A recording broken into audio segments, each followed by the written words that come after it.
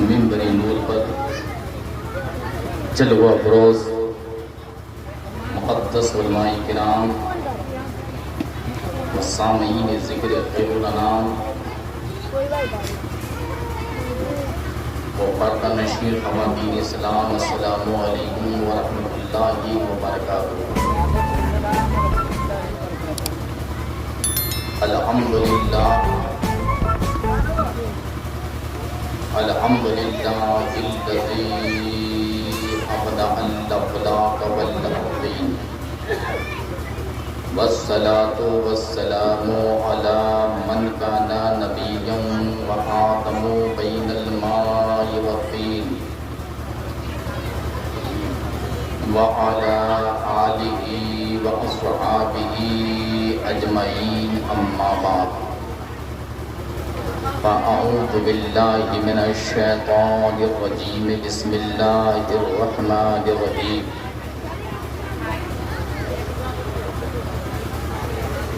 وقد قال اللہ تبارک وتعالی فی شأن حبیبہ الکریم، ان اللہ وملائکتہ یصلون علی النبی یا ایھا الذین آمنوا صلوا علیہ وسلموا تسلیما۔ آمنت باللہ صدق اللہ العظیم وصدق رسولہ النبی الامین المکین المتین الکریم، ونحن علی ذلک لمن الشاہدین والشاکرین والحمد للہ رب العالمین۔ میرے پیارے بزرگوں، نوجوان ساتھیوں، عزیز بچوں، پردے میں تشریف فرما میری ماں اور بہنوں، کچھ عرض و معروض سے قبل رسول باوقار، مدنی تاجدار، دونوں عالم کے مالک و مختار، نائب پروردگار جناب احمدی مجتبی محمد صلی اللہ تعالی علیہ وسلم کی بارگاہ میں عقیدت و محبت کے ساتھ پورا مجمع درود پاک پڑھیں۔ اللہم صلی علی سیدنا و مولانا محمد معدن الجود والکرم وآلہ وصحبہ بارک وسلم صلاۃ و سلاما علیک یا رسول اللہ صلی اللہ تعالی علیہ وسلم۔ مائک کی سیٹنگ صحیح کیجئے۔ ایک بار اور محبت کے ساتھ درود پاک پڑھی۔ اللہم صلی علی سیدنا و مولانا محمد معدن الجود والکرم وآلہ وصحبہ بارک وسلم صلاۃ و سلاما علیک یا رسول اللہ صلی اللہ تعالی علیہ وسلم۔ حضرات محترم، آج کی یہ محفل شادی خانہ آبادی کی محفل ہے۔ اس محفل کو سجانے والے ہمارے بھائی محمد حمید الرحمن صاحب ہیں۔ ان کے صاحبزادہ عزیزم ڈاکٹر محمد عمران صاحب کی شادی ہے۔ اس شادی خانہ آبادی کے بہترین موقع پر انہوں نے اس نورانی محفل کو سجایا ہے، اور اس محفل میں انہوں نے اپنے گاؤں، محلہ، رشتہ دار، خیز و اقارب، ملنے جلنے والے جتنے بھی احباب و دوست ہیں، سبوں کو انہوں نے دعوت دی، اور تقریباً سبھی لوگ موجود ہیں، حاضر ہیں۔ حضرات محترم، تو ہم سبھی لوگ مل کر ان کے لیے اور ان کے گھر میں جتنے بھی افراد ہیں، ان سبوں کے لیے اور اس شادی خانہ آبادی کی پائے تکمیل کے لیے سبھی لوگ مل کر دعائیں خیر کریں کہ اللہ تبارک و تعالی اپنے پیارے حبیب کے صدقے میں اس شادی خانہ آبادی کو قبول فرمائے اور اس کو پائے تکمیل تک پہنچائے۔ اور اس نیک محفل میں حاضر ہونے والے جتنے بھی حاضرین سامعین ہیں سب کی حاضری قبول فرمائے. آمین آمین ثم آمین بجاہ سیدی المرسلین صلی اللہ تعالی علیہ وسلم. حضرات محترم، یہ پروگرام طول نہیں چلے گا، یعنی یہ کوئی لمبا پروگرام نہیں ہے، جو بس تھوڑی دیر کا پروگرام ہے. آدھا گھنٹہ کے اندر میں صلاۃ و سلام پڑھا جائے گا. اسی وجہ سے بعد نماز مغرب فوراً پروگرام شروع ہو گیا، اور الحمدللہ ہماری اس اسٹیج پر اچھے خطیب موجود ہیں اور اچھے نعت خواں بھی موجود ہیں. ابھی دیکھیے ہمارے مولانا نعیم الدین صاحب، الحمدللہ ان کی آواز بڑی اچھی ہے. یہ بہترین نعت خواں بھی ہے اور بہترین خطیب بھی ہے، جو آپ کے گاؤں کے خطیب و امام ہیں. ساتھ ہی ساتھ ابھی آپ نے عزیز محمد حسن الزمان صلی اللہ علیہ وسلم، جو بہترین مداح رسول ہے اور بڑی اچھی آواز بھی ہے، اچھے لب و لہجے میں پڑھتے بھی ہیں، جن سے آپ ابھی کلام رضا سماعت کر رہے تھے. حضرات اور دیگر ہمارے اور بھی بچے لوگ ہیں جو اچھے نعت پڑھنے والے ہیں، لیکن وقت کی قلت ہے، اس وجہ سے اختصار کے طور پر کام لیا جا رہا ہے. اور ہمارے مولانا عبد الرحمن صاحب الحمدللہ ہے، یہ ہمارے شاگرد بھی ہیں الحمدللہ، اور اچھے عالم بھی ہیں، اچھے خطیب بھی ہیں، ہے نا. لیکن وقت کی قلت ہے، اس لیے کچھ رعایت کی جائے گی، ہے نا. بہرحال محبت کے ساتھ پورا مجمع درود پاک پڑھیے، پھر اس کے بعد میں تھوڑی دیر گفتگو کروں، بس 10-15 منٹ، ہے نا. محبت کے ساتھ پورا مجمع بولیے سبحان اللہ. دیکھیے ہمارے ایبل صاحب ابھی جو ہے جان پر جان چڑھا کر کے بیٹھے ہوئے ہیں. ارے بھائی ٹھیونا کو نیچے کیجئے نا. سبحان اللہ. ہاں ٹھیک سے بیٹھیے، ادب و احترام کے ساتھ، ادب کی محفل ہے نا. اور جن لوگوں کے سروں پر کپڑا نہ ہو، ہے کہ نہیں ہے، وہ کپڑا ڈال لیجیے. ادب کی محفل ہے، ادب کا پروگرام ہے. محبت کے ساتھ پورا مجمع بولیے سبحان اللہ الحمدللہ ماشاءاللہ. اچھا سنیے، یہ کون سا مہینہ چل رہا ہے؟ اس سے پہلے جو مہینہ گزرا اس مہینے کا نام کیا تھا؟ بولیے نا. یہ دیکھیے یہ پہلا ہی سوال ہے، اسی میں فیل ہو رہا. مہینے کا نام بھی یاد نہیں ہے کیا؟ ارے بھائی ہر بھاشے میں 12 مہینے ہوتے ہیں. کتنے مہینے؟ 12 مہینے، ہے نا. 12 مہینے ہوتے ہیں.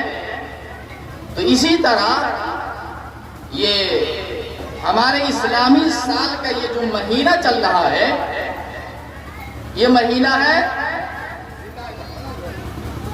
ذی-القعدہ کا مہینہ. اس کے بعد جو مہینہ آنے والا ہے وہ ذی الحجہ کا ہے نا. اسلامی سال کا آخری مہینہ آنے والا ہے نا. اور اسلامی سال کا یہ 11واں مہینہ ہے. کون سا مہینہ؟ 11واں. اس کے بعد آنے والا 12واں مہینہ ہے نا. ذی الحجہ کا مہینہ. ذی الحجہ کا معنی حج والا. ذی الحجہ زور سے بولیے، حج والا، یعنی حج والا مہینہ آنے والا ہے نا. بہرحال توجہ کیجئے گا،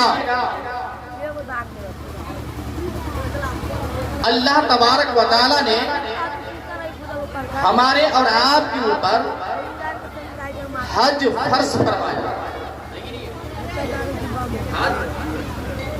فرض فرمایا.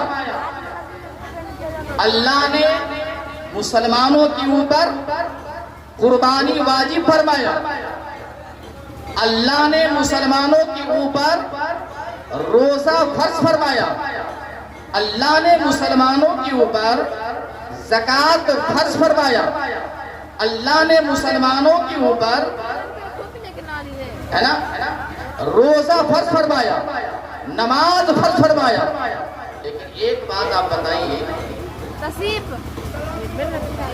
اللہ نے مسلمانوں پر نماز فرض فرمایا، روزہ فرض فرمایا ہے کہ نہیں ہے، حج فرض فرمایا، لیکن ایک بات بتائیے، اللہ تعالی حج کرتا ہے؟ بولیے، بات سمجھ میں آ رہی ہے؟ اللہ تعالی حج کرتا ہے؟ اگر بات نہ سمجھ میں آئے تو بولیے گا، لیکن نہیں ہے، کیونکہ بات سبھی کو سمجھ میں آنی چاہیے۔ اللہ تعالی حج نہیں کرتا، اللہ نے مسلمانوں پر نماز فرض فرمایا، لیکن اللہ نماز نہیں پڑھتا۔ اللہ نے مسلمانوں پر روزہ فرض فرمایا، لیکن اللہ روزہ نہیں رکھتا۔ اللہ نے مسلمانوں پر قربانی واجب فرمایا، لیکن اللہ قربانی نہیں دیتا، بخلاف درود پاک کی۔ درود پاک ایک ایسی انمول اور قیمتی شے ہے، توجہ چاہوں میرے بھائیوں، اللہ نماز نہیں پڑھتا، اللہ روزہ نہیں رکھتا، اللہ حج نہیں کرتا، اللہ زکوٰۃ نہیں دیتا، اللہ قربانی نہیں دیتا، لیکن توجہ چاہوں ایک چیز ایسی انمول اور قیمتی ہے، توجہ چاہوں جو درود پاک ہے۔ اللہ تعالیٰ اپنے نبی جناب محمد رسول اللہ پر درود پاک پڑھا۔ اس سے آپ اندازہ لگا لو کہ درود پاک کتنی اچھی چیز ہے، کتنی انمول چیز ہے۔ اللہ اکبر، جو اللہ تعالیٰ اپنے نبی پر درود پڑھتا ہے، اس سے پتہ یہ چلا درود پاک یہ اہم چیز ہے، یہ انمول اور قیمتی سے ہے، جس سے خدا بھی کرتا ہے، اور خدا تعالیٰ قرآن پاک میں ارشاد فرماتا ہے، ان اللہ و ملائکتہ یصلون علی النبی یا ایھا الذین آمنوا صلوا علیہ وسلموا تسلیما۔ بے شک اللہ اور اللہ کے فرشتے نبی پر درود پاک پڑھتے ہیں۔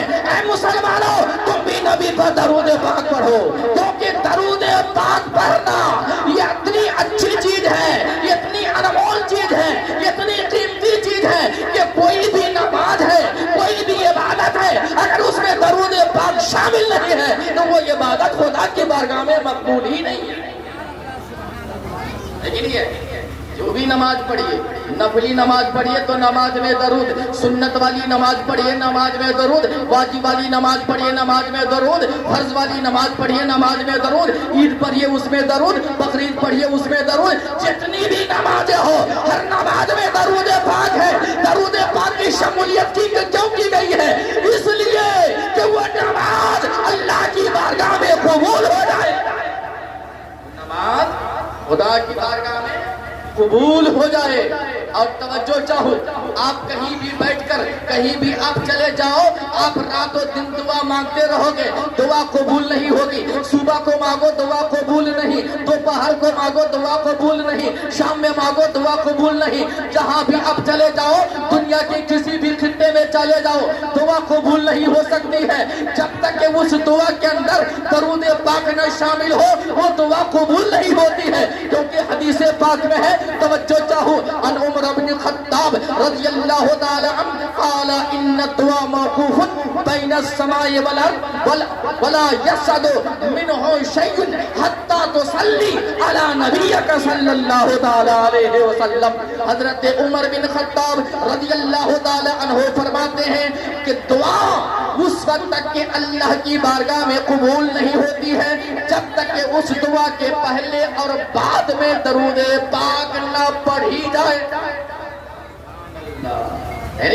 پتہ یہ چلا کہ دعا اس وقت قبول ہوگی کہ جب اس دعا کے ساتھ درود پاک پڑھی جائے، یعنی پہلے درود پھر دعا پھر درود پاک، اس کے بعد دعا قبول ہوتی ہے۔ سبحان اللہ، اور محبت سے بولیے سبحان اللہ۔ بڑی اچھی بات بتانے گا، ذرا غور سے سنیے گا۔ یہ ذی الحجہ کا مہینہ آنے والا ہے نا، ذی الحجہ کا مہینہ آنے والا ہے، تو ذی الحجہ کے مہینے میں کون کون سا کام ہوگا؟ بھائی ہمارے افضل بھائی، آپ مزار شریف کے خزانچی تھے اور یہاں کے بھی سیکریٹری تھے، ہے نا، اور ہمارے سبھی لوگ پڑھے لکھے لوگ ہیں، اب یہ ذوالحجہ کا مہینہ جو آنے والا ہے، تو اس مہینے میں ہم مسلمانوں کے اوپر کون کون سا کام ہے؟ بولے نا، حج کرنا ہے نا، عید الاضحیٰ کی 10ویں تاریخ کو عید الاضحیٰ کی نماز پڑھنا 2 رکعت ہے نا، قربانی دینا، یہ سب ہے نا، فرض ہے نا، کوئی فرض ہے کوئی واجب ہے۔ اچھا ایک بات بتائیے، یہ عید الاضحیٰ کا کے دن یعنی جب چاند نکل جائے گا تو چاند نکلنے کے بعد 10ویں تاریخ کو عید کی نماز پڑھتے ہیں، عید الاضحیٰ کی، ہے نا؟ کئی رکعت پڑھتے ہیں؟ زور سے بولیے، ہے نا؟ زور سے بولیے گا تو جس کو نہیں معلوم ہوگا وہ اس کو بھی معلوم ہو جائے گا، ہے نا؟ عید الاضحیٰ کی نماز کئی رکعت پڑھتے ہیں؟ بولیے 2 رکعت، ہے نا؟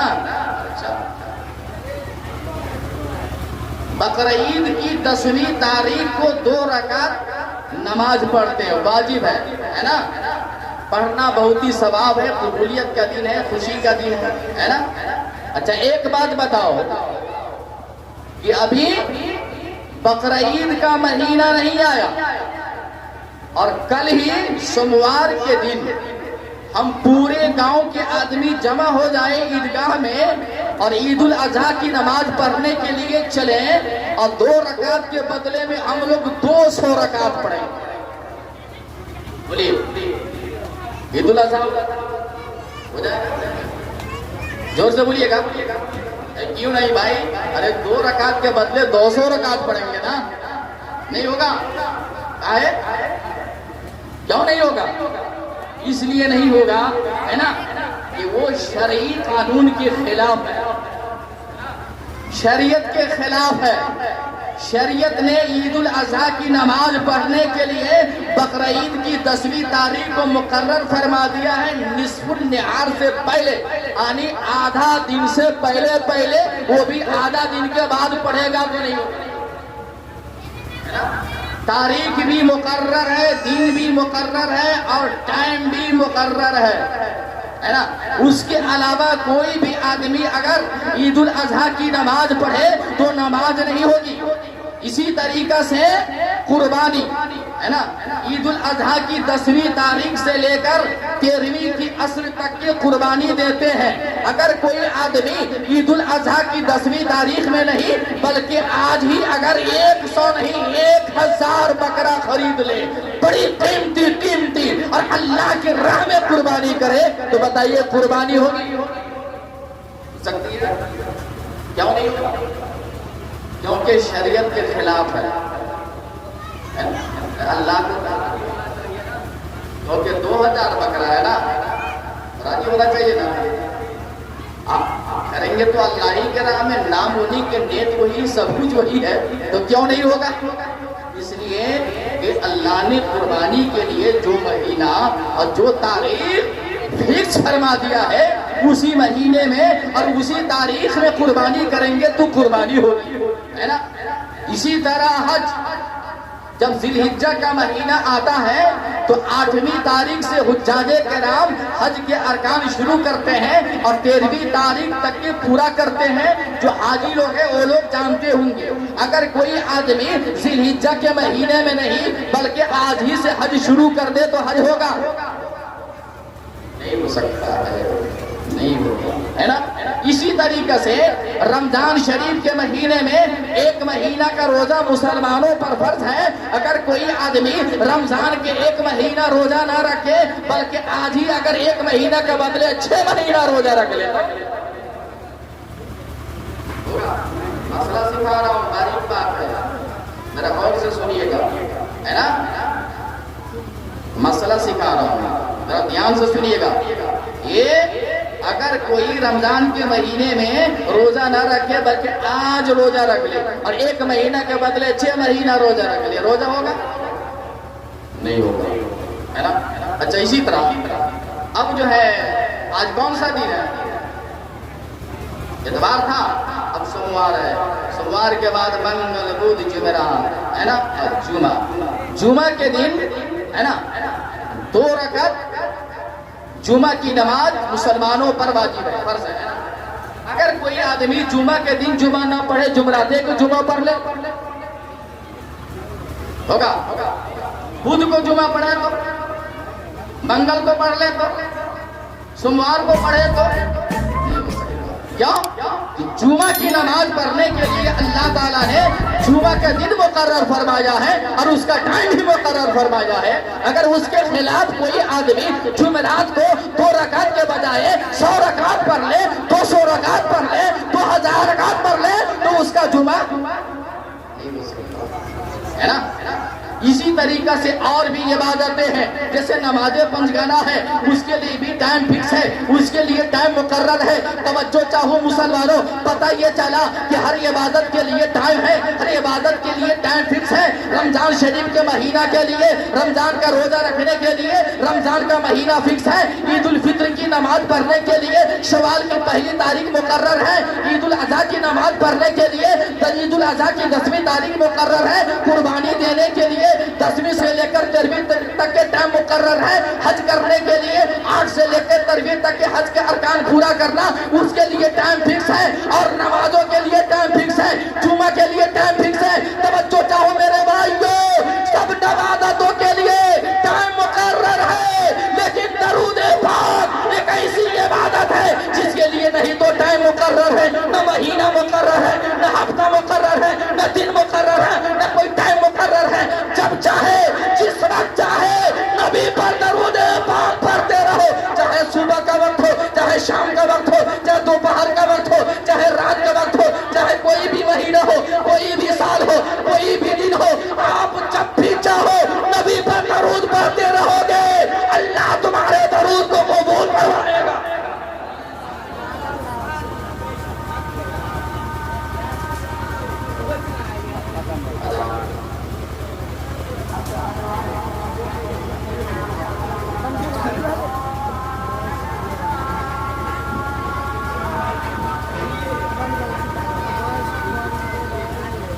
بند کر دی بات